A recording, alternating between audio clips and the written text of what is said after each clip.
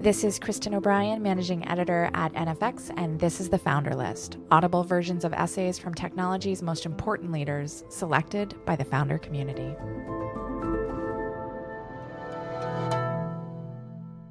This is Steve Yegge's famous rant posted on Google Plus about how Amazon dealt with platforms. Read by NFX. I was at Amazon for about 6.5 years, and now I've been at Google for that long. One thing that struck me immediately about the two companies, an impression that has been reinforced almost daily, is that Amazon does everything wrong, and Google does everything right. Sure, it's a sweeping generalization, but a surprisingly accurate one. It's pretty crazy. There are probably 100 or even 200 different ways you can compare the two companies, and Google is superior in all but 3, if I recall correctly. I actually did a spreadsheet at one point, but legal wouldn't let me show it to anyone, even though recruiting loved it. I mean, just to give you a very brief taste, Amazon's recruiting process is fundamentally flawed by having teams hire for themselves, so their hiring bar is incredibly inconsistent across teams, despite various efforts they've made to level it out. And their operations are a mess. They don't really have SREs and make engineers pretty much do everything, which leaves almost no time for coding. Though again, this varies by group, so it's luck of the draw. They don't give a single shit about charity or helping the needy or community contributions or anything like that. Never comes up there, except maybe to laugh about it. Their facilities are dirt-smeared cube farms without a dime spent on decor or common meeting areas. Their pay and benefits suck, although much less so lately due to local competition from Google and Facebook. But they don't have any of our perks or extras. They just try to match the offer letter numbers, and that's the end of it. Their code base is a disaster with no engineering standards whatsoever except what individual teams choose to put in place. To be fair, they do have a nice versioned library system that we really ought to emulate and a nice publish-subscribe system that we also have no equivalent for. But for the most part, they just have a bunch of crappy tools that read and write state machine information into relational databases. We wouldn't take most of it, even if it were free. I think the pub subsystem and their library shelf system were 2 out of the grand total of 3 things Amazon does better than Google. I guess you could make an argument that their bias for launching early and iterating like mad is also something they do well, but you can argue it either way. They prioritize launching early over everything else, including retention and engineering discipline and a bunch of other stuff that turns out to matter in the long run. So even though it's given them some competitive advantages in the marketplace, it's created enough other problems to make it something less than a slam dunk. But there's one thing they do really, really well that pretty much makes up for all of their political, philosophical, and technical screw-ups. Jeff Bezos is an infamous micromanager. He micromanages every single pixel of Amazon's retail site.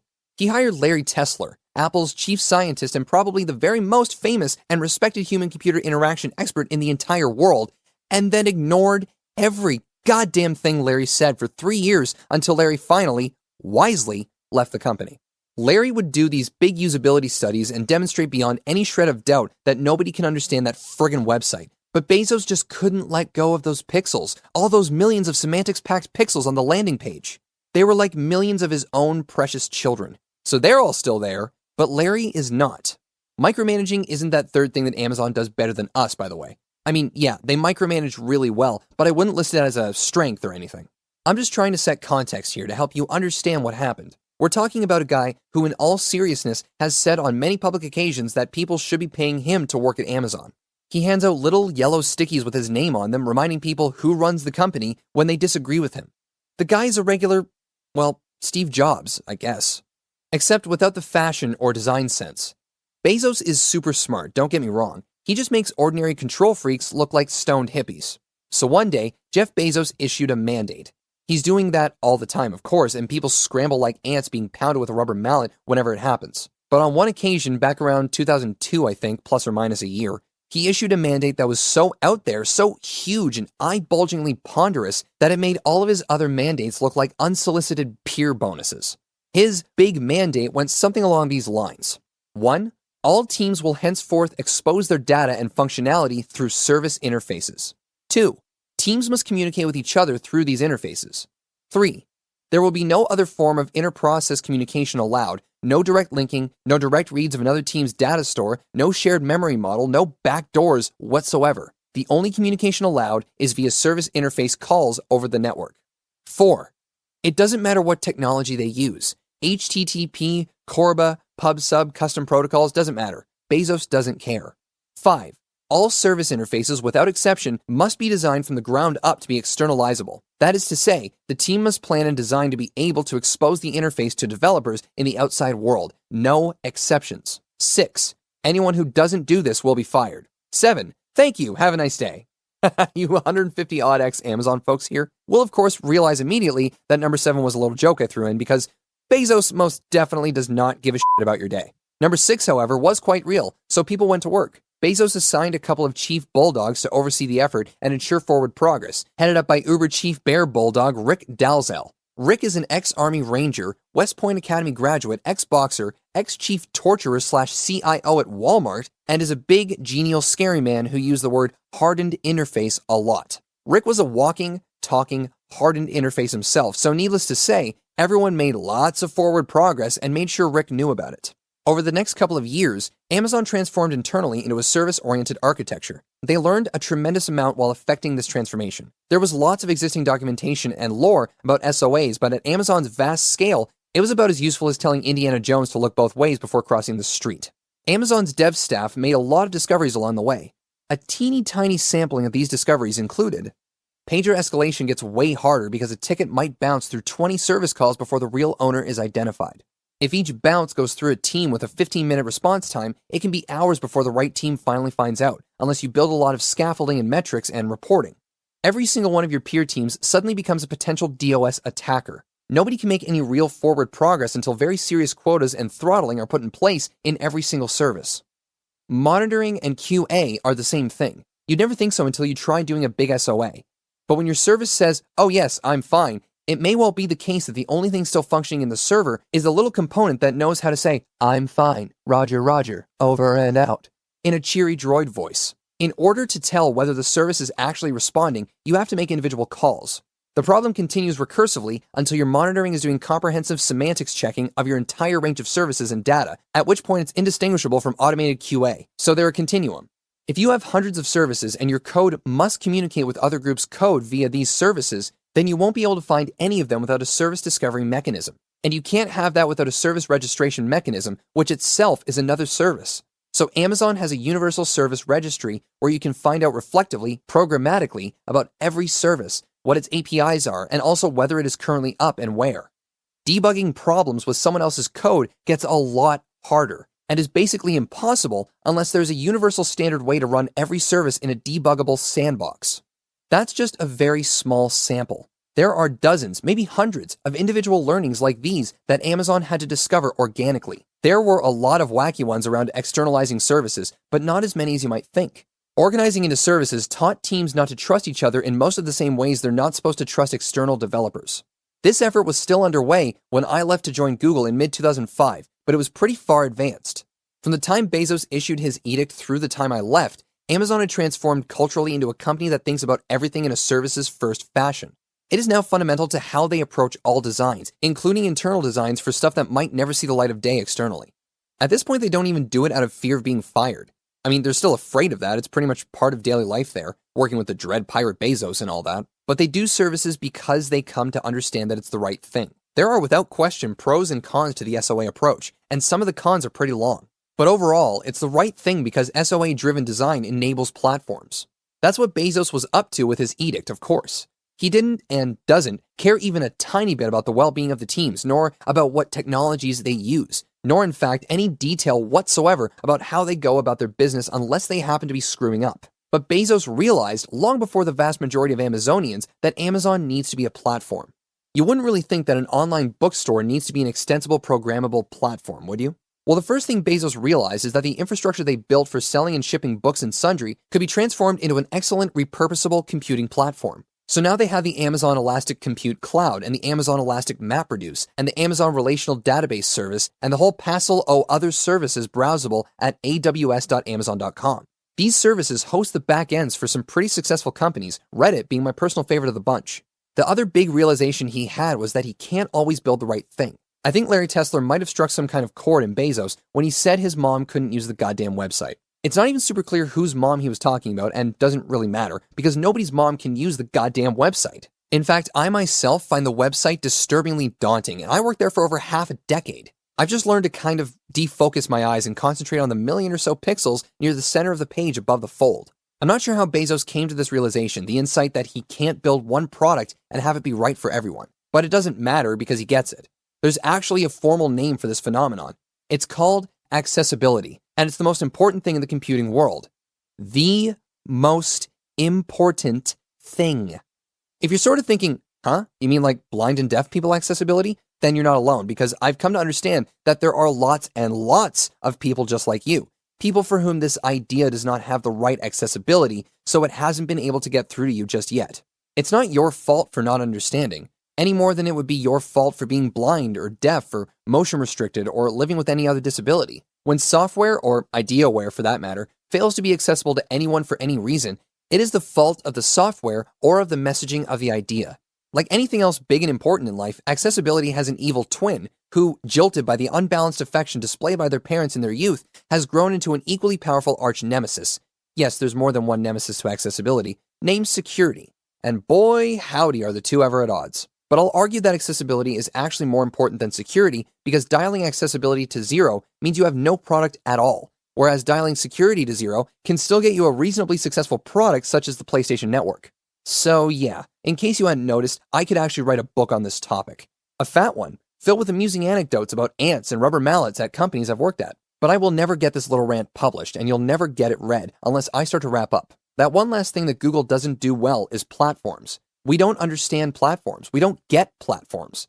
Some of you do, but you are the minority. This has become painfully clear to me over the past 6 years. I was kind of hoping that competitive pressure from Microsoft and Amazon, and more recently Facebook, would make us wake up collectively and start doing universal services. Not in some sort of ad hoc, half-assed way, but in more or less the same way Amazon did it. All at once, for real, no cheating, and treating it as our top priority from now on. But no, it's like our 10th or 11th priority, or 15th, I don't know, it's pretty low. There are a few teams who treat the idea very seriously, but most teams either don't think about it at all, ever, or only a small percentage of them think about it in a very small way. It's a big stretch even to get most teams to offer a stubby service to get programmatic access to their data and computations. Most of them think they're building products, and a stubby service is a pretty pathetic service. Go back and look at that partial list of learnings from Amazon and tell me which ones stubby gives you out of the box. As far as I'm concerned, it's none of them. Stubby's great, but it's like parts when you need a car. A product is useless without a platform, or more precisely and accurately, a platformless product will always be replaced by an equivalent platformized product. Google Plus is a prime example of our complete failure to understand platforms from the very highest levels of executive leadership, hi Larry, Sergey, Eric, Vic, howdy, down to the very lowest leaf workers, heyo! We all don't get it. The golden rule of platforms is that you eat your own dog food. The Google Plus platform is a pathetic afterthought. We had no API at all at launch, and last I checked, we had one measly API call. One of the team members marched in and told me about it when they launched, and I asked, so is it the Stalker API? She got all glum and said, yeah. I mean, I was joking, but no. The only API call we offer is to get someone's stream. So I guess the joke was on me. Microsoft has known about the dog food rule for at least 20 years. It's been part of their culture for a whole generation now. You don't eat people food and give your developers dog food. Doing that is simply robbing your long-term platform value for short-term successes. Platforms are all about long-term thinking. Google Plus is a knee-jerk reaction, a study in short-term thinking, predicated on the incorrect notion that Facebook is successful because they built a great product. But that's not why they're successful. Facebook is successful because they built an entire constellation of products by allowing other people to do the work. So Facebook is different for everyone. Some people spend all their time on Mafia Wars. Some spend all their time on Farmville. There are hundreds or maybe thousands of different high-quality time sinks available, so there's something there for everyone. Our Google Plus team took a look at the aftermarket and said, gosh, looks like we need some games. Let's go contract someone to, write some games for us. Do you begin to see how incredibly wrong that thinking is now? The problem is that we are trying to predict what people want and deliver it for them. You can't do that. Not really. Not reliably. There have been precious few people in the world over the entire history of computing who have been able to do it reliably. Steve Jobs was one of them. We don't have a Steve Jobs here. I'm sorry, but we don't. Larry Tesler may have convinced Bezos that he was no Steve Jobs, but Bezos realized that he didn't need to be a Steve Jobs in order to provide everyone with the right products, interfaces, and workflows that they liked and felt at ease with. He just needed to enable third-party developers to do it, and it would have happened automatically. I apologize to those many of you for whom all this stuff I'm saying is incredibly obvious because, yeah, it's incredibly friggin' obvious. Except we're not doing it. We don't get platforms and we don't get accessibility. The two are basically the same thing because platforms solve accessibility. A platform is accessibility. So yeah, Microsoft gets it, and you know as well as I do how surprising that is because they don't get much of anything, really. But they understand platforms as a purely accidental outgrowth of having started life in the business of providing platforms. So they have 30 plus years of learning in this space. And if you go to msdn.com and spend some time browsing and you've never seen it before, prepare to be amazed. Because it's staggeringly huge. They have thousands and thousands and thousands of API calls. They have a huge platform. Too big, in fact, because they can't design for squat, but at least they're doing it. Amazon gets it. Amazon's AWS, aws.amazon.com, is incredible. Just go look at it, click around. It's embarrassing. We don't have any of that stuff. Apple gets it, obviously. They've made some fundamentally non-open choices, particularly around their mobile platform, but they understand accessibility and they understand the power of third-party development and they eat their dog food. And you know what? They make pretty good dog food. Their APIs are a hell of a lot cleaner than Microsoft's and have been since time immemorial. Facebook gets it. That's what really worries me. That's what got me off my lazy ass to write this thing. I hate blogging. I hate plussing or whatever it's called. When you do a massive rant in Google+, even though it's a terrible venue for it, but you do it anyway because in the end, you really do want Google to be successful. And I do. I mean, Facebook wants me there and it'd be pretty easy to just go. But Google is home. So I'm insisting that we have this little family intervention, uncomfortable as it might be. After you've marveled at the platform offerings of Microsoft and Amazon, and Facebook, I guess, I didn't look because I didn't want to get too depressed, head over to developers.google.com and browse a little. Pretty big difference, eh?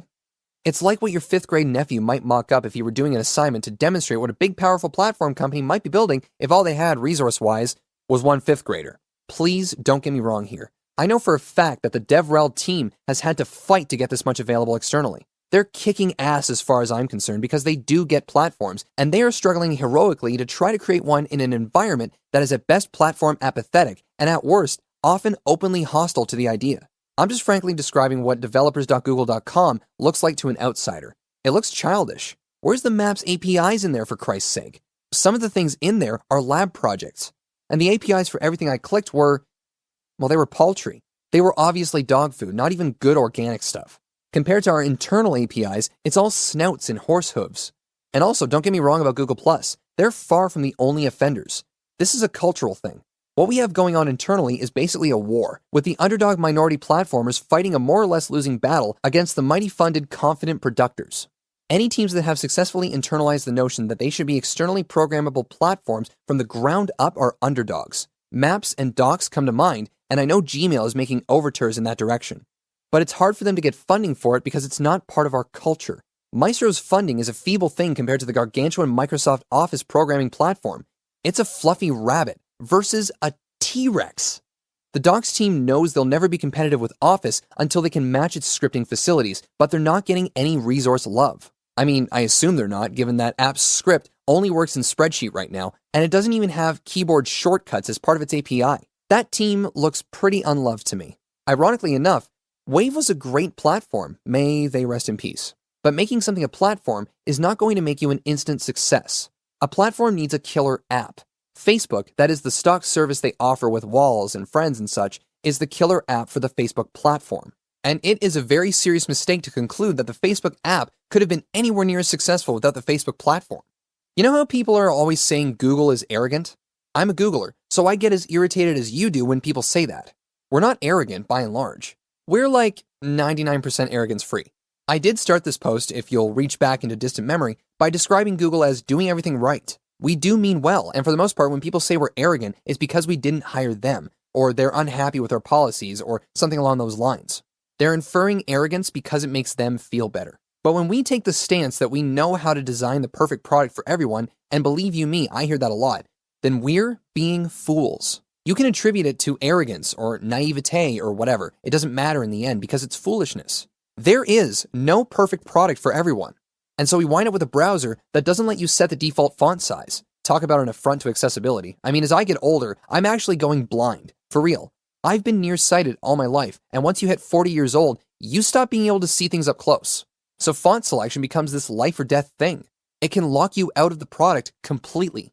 But the Chrome team is flat out arrogant here. They want to build a zero configuration product, and they're quite brazen about it. And f you if you're blind or deaf or whatever. Hit Control+ on every single page visit for the rest of your life.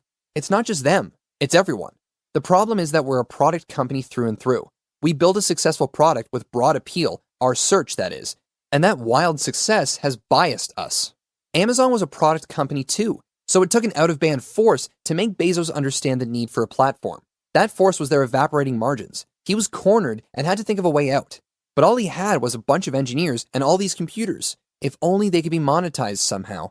You can see how he arrived at AWS in hindsight. Microsoft started out as a platform, so they've just had lots of practice at it. Facebook, though, they worry me. I'm no expert, but I'm pretty sure they started off as a product and they rode that success pretty far. So I'm not sure exactly how they made the transition to a platform. It was a relatively long time ago since they had to be a platform before, now very old, things like Mafia Wars could come along. Maybe they just looked at us and asked, how can we beat Google? What are they missing? The problem we face is pretty huge because it will take a dramatic cultural change in order for us to start catching up. We don't do internal service-oriented platforms, and we just as equally don't do external ones. This means that the not getting it is endemic across the company. The PMs don't get it, the engineers don't get it, the product teams don't get it, nobody gets it. Even if individuals do, even if you do, it doesn't matter one bit unless we're treating it as an all-hands-on-deck emergency. We can't keep launching products and pretending we'll turn them into magical, beautiful, extensible platforms later. We've tried that, and it's not working. The golden rule of platforms, eat your own dog food, can be rephrased as start with a platform and then use it for everything. You can't just bolt it on later, certainly not easily at any rate. Ask anybody who worked on platformizing MS Office, or anyone who worked on platformizing Amazon. If you delay it, it'll be 10 times as much work as just doing it correctly up front. You can't cheat. You can't have secret backdoors for internal apps to get special priority access, not for any reason. You need to solve the hard problems up front. I'm not saying it's too late for us, but the longer we wait, the closer we get to being too late. I honestly don't know how to wrap this up. I've said pretty much everything I came here to say today. This post has been 6 years in the making. I'm sorry if I wasn't gentle enough, or if I misrepresented some product or team or person, or if we're actually doing lots of platform stuff and it just so happens that I and everyone I ever talked to has just never heard about it. I'm sorry, but we've got to start doing this right.